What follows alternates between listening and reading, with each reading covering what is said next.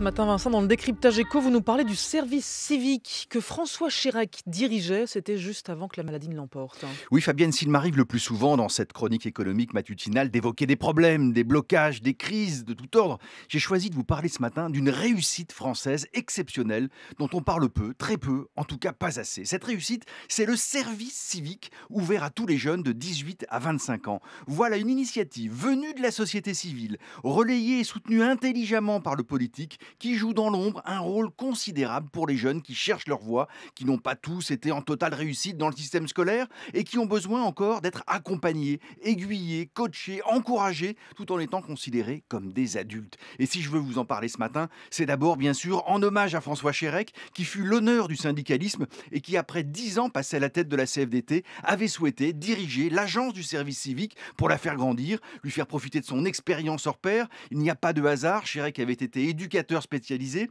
il avait un contact simple, direct, chaleureux avec les jeunes générations, tourné vers les autres, voulant être utile. Ce syndicaliste était plus que jamais à sa place dans cette reconversion intelligente à la tête du service civique. Alors comment ça marche? Rappelez-nous, comment marche le service civique? Bon, l'idée avait germé, Fabienne, il y a 7 ans maintenant, dans la tête de quelques personnalités actives dans le domaine social, et portée par Martin Hirsch, qui fut, souvenez-vous, président d'Emmaüs, avant d'être nommé par Nicolas Sarkozy et François Fillon au commissaire aux solidarités actives contre la pauvreté et à la jeunesse. C'est Martin Hirsch, donc, qui lance ce service civique en mars 2010. L'idée est d'offrir aux jeunes de 18 à 25 ans, sans même obligation de diplôme, donc même pas le bac par exemple, une possibilité de s'engager dans un projet pour une mission pendant 8 à 10 mois en France ou à l'étranger. Ces jeunes vont être dirigés vers des partenaires, le plus souvent des associations, des collectivités territoriales, des établissements publics agréés dans les secteurs de l'éducation, du soutien scolaire, du social, de la santé, de l'environnement, du sport, de la culture, du développement international ou même de l'aide humanitaire. Attention,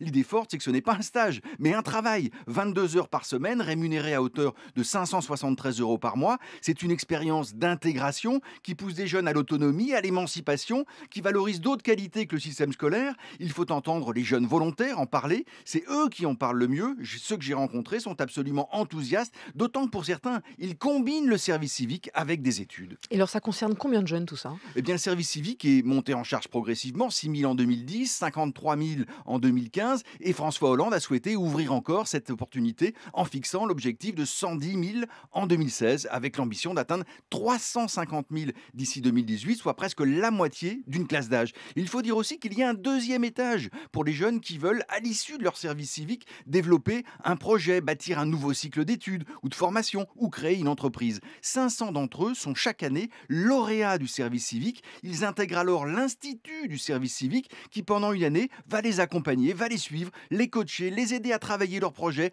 à travers 4 séminaires, des contacts, des échanges et un mécanisme de parrain ou marraine, des cadres du privé ou des profs ou autres qui vont donner de leur temps pour suivre individuellement un jeune dans son parcours. N'ayons pas peur de nous enflammer, c'est tout simplement formidable, tout simplement parce que ça marche. Il y a en France de bonnes idées venues de la société civile. François Chérec le savait mieux que personne. Merci beaucoup, Vincent Giré, dans le décryptage éco sur France Info.